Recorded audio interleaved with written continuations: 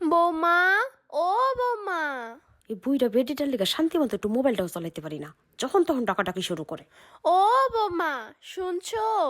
আম্মা, আপনি একটু শুয়া মুয়া থাকতে পারেন না? একটু ঘুমাইতে পারেন না? আর যদি ভালো না লাগে তো সংসারের এইটা ওইটা কাজ তো করতে পারেন। কি আর সারাদিন খালি বৌমা বৌমা এইটা ওইটা খালি বক বক বক বক করতেই থাকেন, কথা একটু কম কইতে পারেন না? এত কথা কেমনে করে আল্লাহ জানি। বৌমা, আমার পোলাই কি বিদেশ থেকে এখনো টাকা পাঠায় নাই?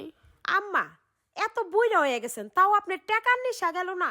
টাকারা তো খোঁজ খবর নেওয়ার আপনার দরকার আছে। বুইরা হয়ে গেছেন, 5 ওয়াক্ত নামাজ পড়বেন, ঘরে ভাত খাইবেন, টুকিটাকি কাম কাজ করবেন, নাতি নাতকুন নিয়ে সময় কাটাইবেন। কি যে মানে আপনি বিরক্ত করতে পারেন মানুষ রে। কি লিগা টাকা দিয়ে কি করবেন? বৌমা, বুকটা কি বিষ করে, ডাক্তার করে পরীক্ষা দিছিল। শুনেন আম্মা, ডাক্তার গো কাছে গেলে হেরা এমনিতেই 10-12টা টেস্ট ধরাই দেয়। ডাক্তার রইল বুয়া। বুইরা হয়ে গেছেন, এখন বুক বিষ, পেট বিষ, মাথা বিষ, একটু একটু থাকবই। এটি নিয়ে তো ব্যাঙ্গা পড়ার কিছু নাই, ঠিক আছে?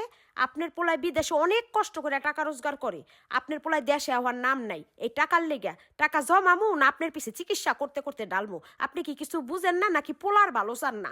বুঝছেন, একটু পেট বিষ মাথা বিষ হইলে অমনি পোলার কাছে ফোন করলে বক বক কইরা কইতে যাইয়েন না, তাতে আপনার পোলায় চিন্তা করে, আপনার পোলায় টেনশন করে।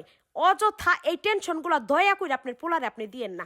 ঘরে গ্যাস্ট্রিকের ওষুধ আছে, না পা আছে, যখন যেটা লাগে খাইয়া চুপ করে হুইয়া থাকেন।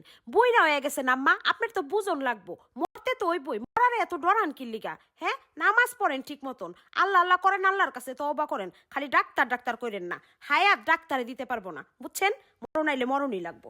গেলাম আম্মা ঘরে, চিল্লাইয়েন না আর। দয়া করে একটু শান্ত হয়ে হুইয়া থাকেন গা ঘরে যাইয়া। যত সব ঝামেলা। প্রিয় স্বামী যান, আপনি আমারে রাইখা ওই কবরে চলে গেলেন।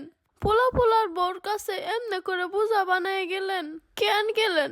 আপনি আমারে লগ করে নিয়ে যাইতে পারলেন না?